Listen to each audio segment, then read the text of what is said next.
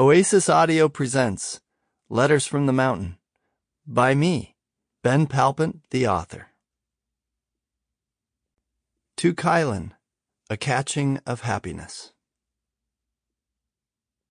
Whatever I tell you in the dark, speak in the light, and what you hear in the ear, preach on the housetops. Matthew 10:27.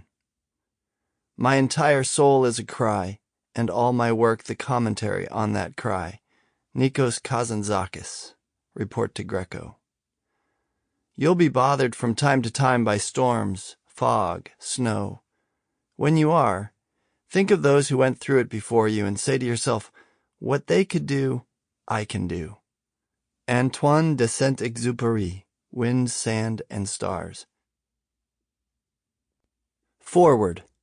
Written by my little girl, Kylan Palpant, now all grown up. Things aren't all so tangible and sayable as people would usually have us believe. Most experiences are unsayable.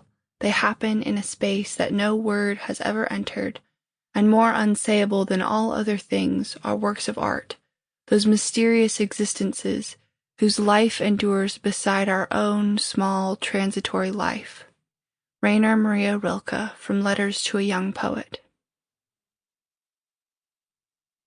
The book you hold is, in its most basic form, a collection of letters from father to daughter, a collection grown out of the largely unsayable experiences and mysterious existences that are my relationship with my dad.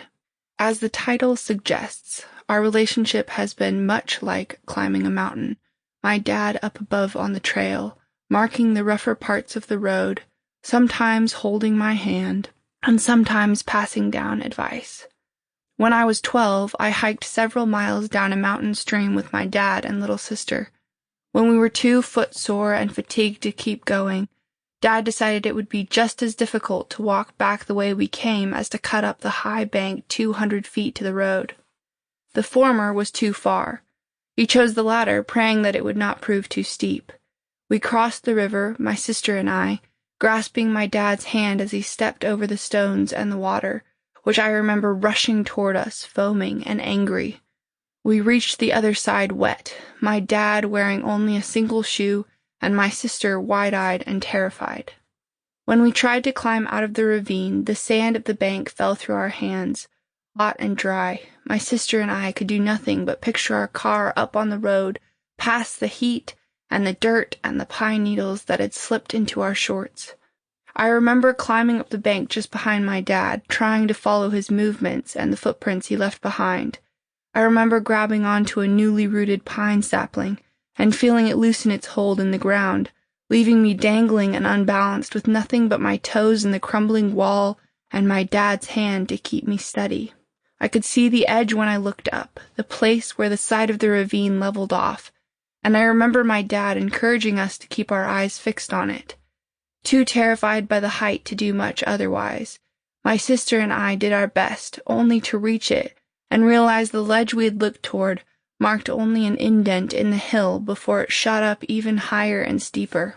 In the moment, Dad appeared determined and undaunted, but he later admitted feeling terrified that one or both of his girls might slip and fall from what proved to be nearly a vertical climb. When we finally reached the top and felt the road under our feet, Dad hugged us both and told us we were brave. Then we walked to the car and ate cantaloupe until our sides hurt, our hands dripping with melon juice. My whole life has been like that ravine, and I'm still climbing it.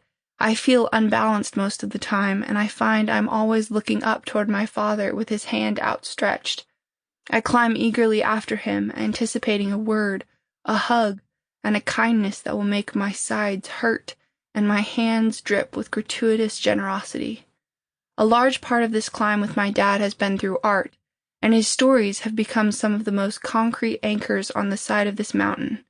The first were bedtime stories about a little girl named Eliak who managed to fall through sandboxes into castles and found magical things in the mirrors at the end of the hall. Later, it was my dad reading Grimm's fairy tales aloud at night, haunting my mind with beautiful and mysterious woods. After that came an avalanche of children's stories, memories of reading the books from his shelf after bedtime by the light of a cracked door. Sample complete. Ready to continue?